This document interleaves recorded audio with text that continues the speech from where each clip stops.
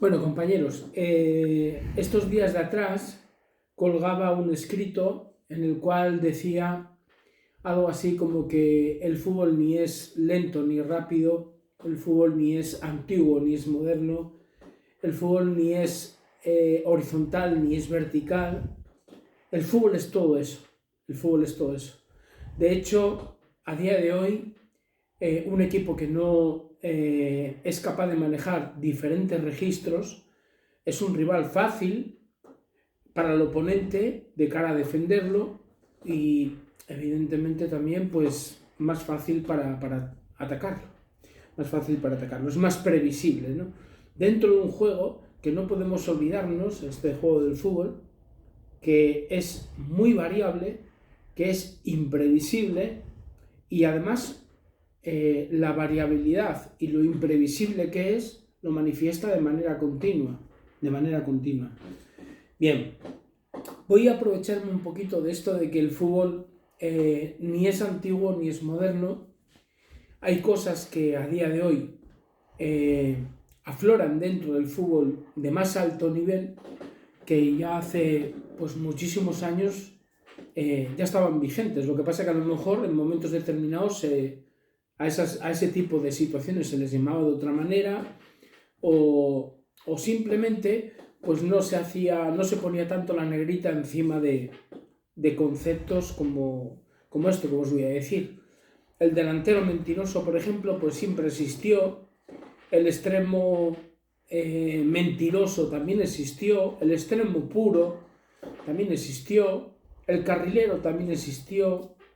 El medio centro que se encarga de organizar, de equilibrar y de recuperar juego a la vez, esas tres misiones que son tan importantes, también existió. El boss to boss, el jugador de ida y vuelta de un área al otro área, también existió. Diríamos que organizador en los últimos 30 metros del juego ofensivo, ese que enciende esa lámpara mágica que hace ver situaciones que para muchos jugadores son prácticamente pues imposibles de ver, pues ese jugador, ese organizador de los últimos 30 metros siempre existió también. Y para poneros el ejemplo de que esto siempre existió, me voy a ir a posiblemente pues uno de los partidos, para mí es de lo que yo he visto, el partido más bonito de fútbol que le he visto jugar a una selección que a su vez jugaba como un equipo. Y es en el Mundial del 70. Yo en ese momento tenía 5 años, con lo cual ese partido yo no lo vi en directo. Pero ese partido, todos los que por edad a lo mejor no pudimos verlo, o incluso interpretarlo, porque a lo mejor hay niños de aquella, que hoy ya son de mi edad, lo pudieron haber visto en sus casas, pero evidentemente pues no tenían la capacidad de interpretarlo y quedarse en sus memorias con él, ¿no? Pero hoy entramos en internet y todos podemos tener acceso a ver este partido completo, lo que fue la final del Mundial del 70, donde la selección brasileña pues se hizo pues acreedora a ser uno de esos equipos selección que marcó unas pautas que quedaron en la memoria de todos los enamorados del fútbol, como en este caso, pues igual que yo, seguramente que sois muchos de los que me escucháis. Bien, fijaros que a día de hoy hay una corriente, hablo de los últimos a lo mejor 10, 15 años, hay una corriente donde muchos de los equipos que están quedando como campeones en competiciones europeas, en mundiales, muchos equipos están utilizando un sistema al que se le está llamando 1-4-3-3, que yo soy de los que digo que es un 1-2-3-2-3, pero como siempre digo, no hay sistema realmente bueno si la asimetría no permite que las capacidades de los jugadores creen una fisonomía de ese sistema irregular, que eso convierte pues esa estructura en algo mágico porque empiezan a fluir las mejores capacidades de cada jugador. Esto es como una fruta que recoges en un árbol que no tiene nada antinatural, y te das cuenta de que cada fruta que recoges tiene diferentes formas. Es lo mismo, es una manzana, es una naranja, pero todas tienen diferentes matices, tienen diferentes formas, ¿de acuerdo? Y eso lo que hace es recordarte lo natural de esa situación, ¿no? No son todas iguales, que parece que salen pues hechas por una máquina, esas frutas, ¿no? Bueno, pues fijaros que en esa selección de Brasil del 70, que evidentemente tiene un futbolista que muchos dicen que ha sido el mejor jugador de la historia del fútbol, como fue Pelé, pues hay una serie de futbolistas que han marcado, más que un talento tan sobresaliente que quedó en la memoria de todos los que nos gusta el fútbol, como antes decía, han quedado marcados unos perfiles que se han sostenido en el tiempo. Por ejemplo, en esa selección, pues hablar del portero de Félix, pues era hablar de un portero que llegó a la selección brasileña, en este caso, pues ya de veterano, ¿no? Pero que era un portero que, a pesar de aparecer en pocas situaciones, se volvió pues trascendente para esta selección, porque en partidos de un mundial cualquier detalle sabes que te puede dejar fuera, ¿no? Pues este portero dio muy buenas respuestas en un equipo que defendía prácticamente en muchas situaciones solamente con dos defensores, con dos centrales, ¿no? Uno de ellos era Piazza y otro era Brito. Eran los dos centrales que se ocupaban pues de defender normalmente al delantero contrario. Luego ya en esta selección de Brasil aparecían dos laterales que ya quedaron como una norma dentro del fútbol brasileño. De hecho, yo siempre he dicho de que si quieres encontrar laterales carrileros, vete a Brasil.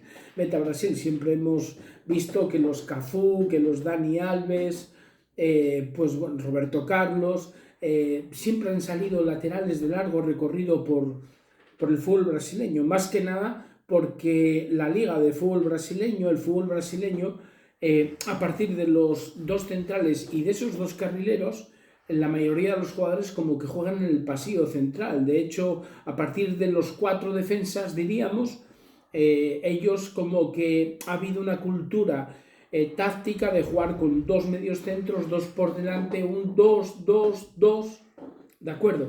Bien, entonces, ¿qué ocurre? Que los pasillos eran enteros para los carrileros. En este caso, pues podíamos hablar de Carlos Alberto y de Beraldo, ¿de acuerdo? Dos carrileros de un gran recorrido, pero como en esta final, por ejemplo, demostró Carlos Alberto, dos carrileros que sabían en qué momento tirar esos recorridos largos para invadir zonas de peligro de cara al equipo rival, pero en momentos donde realmente podían ser útiles para su equipo, porque este equipo, por ejemplo, jugaba con extremos, no era de la cultura, como os decía antes, del fútbol brasileño, que luego quedó de jugar con dos medios centros, otros dos interiores por delante y los dos delanteros, no como un 2-2-2 en el pasillo central y los cuatro de atrás con esos dos carrileros que tiraban para arriba por los pasillos exteriores, ¿verdad?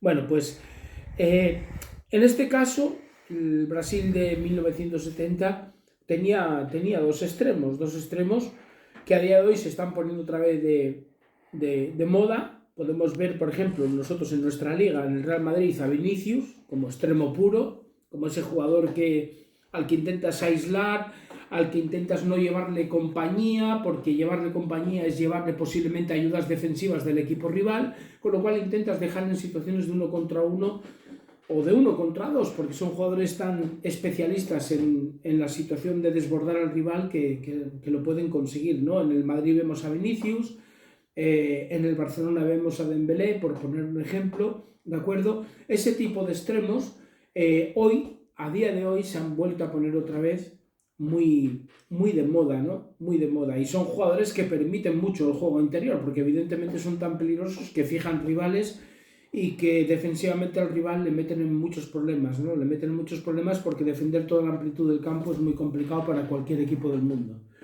Bien, después de hablaros de los dos centrales, de los dos laterales, de los dos extremos, que en este caso por el lado izquierdo era Ribeliño y por el lado derecho era Jairzinho, ¿de acuerdo? Los jugadores, vuelvo a repetir, con uno contra uno tremendo, que tanto salían por fuera como de vez en cuando también salían por dentro, pero eran sobre todo jugadores de mucho desequilibrio por la parte de afuera, ¿verdad? Eran dos extremos puros que de vez en cuando abandonaban esa situación, pues aparecía el carrilero. Como os decía, en este partido de la final hay una jugada donde, bueno, Carlos Alberto, que es el lateral derecho, el carrilero derecho, en un momento que no está Jairzinho en la banda, aparece en este pasillo y es Pelé quien, después de recibir del lado izquierdo, pues con un simple toque aprovecha esa llegada, como que tenía ojos aquí en el cogote Pelé, y bueno, le deja la pelota servida para que de primer contacto haga un golpeo y haga un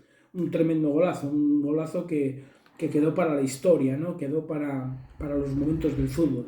Pero voy a seguir explicando un poquito el por qué esos perfiles de este Brasil del 70 los estamos viendo en el fútbol de hoy en día, ¿no? Estamos viendo, como os decía, tanto por el lado derecho a Carlos Alberto como por el lado izquierdo a Everaldo, dos laterales de largo recorrido, pero eligiendo muy bien los momentos, ¿verdad? Y luego dos extremos, en este caso, como os decía, Jairzinho y Ribeliño, ¿de acuerdo? Dos extremos puros, ¿verdad? Nos queda un poquito la zona de adentro. La zona de adentro. Pues fijaros que en la zona de adentro es hablar de lo mismo que está ocurriendo ahora en los equipos, diríamos, de más nivel, en los equipos top, ¿verdad?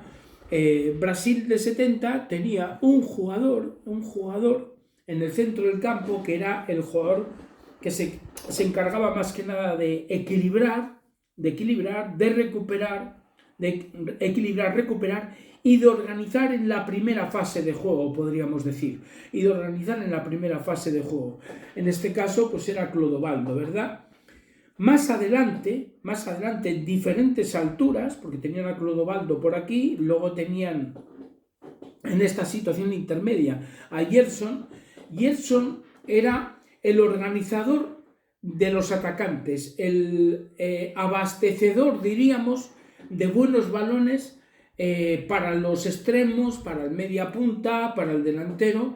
Era el que se encargaba de convertir esos primeros pases de la línea de 4 más el pivote, ¿de acuerdo? De convertir ya el juego en balones útiles para que los jugadores de más talento del equipo sacaran el máximo provecho en relación a las capacidades que tenían los extremos en el desequilibrio, el delantero, el media punta Pelé en cualquier cosa, porque evidentemente era el jugador más completo posiblemente que haya dado el fútbol en toda la historia, a nivel físico, a nivel técnico, a nivel táctico, a nivel emocional, a nivel competitivo. Era una pasada. Yo vuelvo a repetir que, igual que yo lo he visto en internet, vosotros podéis verlo, y yo os aconsejo que lo veáis, que veáis este partido, la final del 70, porque fue tremendo. Pero para no perderme, en esta zona, que era el que gestionaba el fútbol en los últimos 30 metros, el que ya daba buenos balones a la parte de ataque, era un jugador con un criterio tremendo, que sería un poco, podríamos decir, el jugador, diríamos, filtro del juego sencillo, del juego eficaz, para el juego donde ya la imaginación empezaba a volverse realidad cuando llegaba a las botas de este jugador, de Gerson, ¿verdad? Era una auténtica delicia. Luego, por delante, en el mismo pasillo, tenían lo que hoy podríamos hablar de la realidad de un media punta. La realidad de un media punta, o un segundo delantero, pero yo digo más un media punta. Y un media punta, como podía ser también en su momento Di Stéfano, era un jugador que podía jugar haciendo las funciones de un medio, pero haciendo también las funciones de un delantero, de un punta. Este era Pelé. Es decir, era dos jugadores en uno, o más de dos jugadores en uno. Era un fenómeno. era tremendo, era tremendo. Y él tanto conectaba con Gerson como llegaba a los espacios que le dejaba el delantero mentiroso. Fijaros dónde quería llegar yo. Esto del delantero mentiroso que parece que lo ha inventado Guardiola en el Barcelona, o que todos hemos empezado a escuchar cuando a Guardiola le dio por colocar a Messi en la posición de 9 y darle total libertad para que se moviera, ¿de acuerdo? Pues esto, en el Brasil de 70, había un jugador que hacía ya movimientos de aclarado que permitían, primero, que los dos centrales contrarios perdieran la referencia porque solía hacer desmarques de apoyo en el mismo pasillo o hacer caídas a banda, pero todo desmarque de apoyo que hacía era siempre para volver otra vez al mismo lugar, a la zona de finalización. Y cuando venía la banda, pues era lo mismo, volvía a regresar para acá. Pero ¿qué ocurre? Que en esos momentos, cuando abandonaba su espacio entre los centrales, era Pelé quien entraba ante las dudas que podían tener los centrales, porque los centrales, cuando Tostao se retrasaba, pues podían hacer dos cosas. Una, o perseguirle, con lo cual dejaban un espacio, o quedarse, con lo cual dejaban a Tostao libre, con lo cual Tostao luego podía combinar con Pelé. De estas jugadas se daban mucho, ¿no? Bueno, pues fijaros que yéndonos al Brasil del 70, que para mí ha sido... Ese partido es digno de ver porque a los que nos gusta el fútbol nos hace enamorarnos cada vez más de él, pero sobre todo nos habla de que el fútbol, lo primero, es de los futbolistas, lo segundo, el fútbol es de la magia, lo tercero, el fútbol es imprevisible, es variable, es continuo, no se puede hablar más que de juego en sí. El juego tiene dos fases, defensa y ataque, y esto es lo que se veía en un partido donde una vez más se demostró de que el talento es el mejor patrimonio que tiene este deporte, el deporte rey. Bien, quería hablaros de esto, de esa Brasil del 70, porque yo creo que es un anuncio de que el fútbol ni es antiguo, ni es moderno, ni es lento, ni es rápido, ni es horizontal, ni es vertical. Es todo a la vez, es todo a la vez. Es tan rico que en él cabe todo, pero siempre puesto en escena por el talento de jugadores, por las, diríamos que, interacciones de jugadores que se conocen y que saben complementarse de tal manera que, como yo digo, cuando hay sinergias buenas dentro del terreno de juego, al final no son 11 los que juegan, porque entre cada dos jugadores aparece un jugador invisible nacido de la combinación de dos capacidades diferentes. Bueno, espero que os haya gustado, un abrazo muy grande como siempre.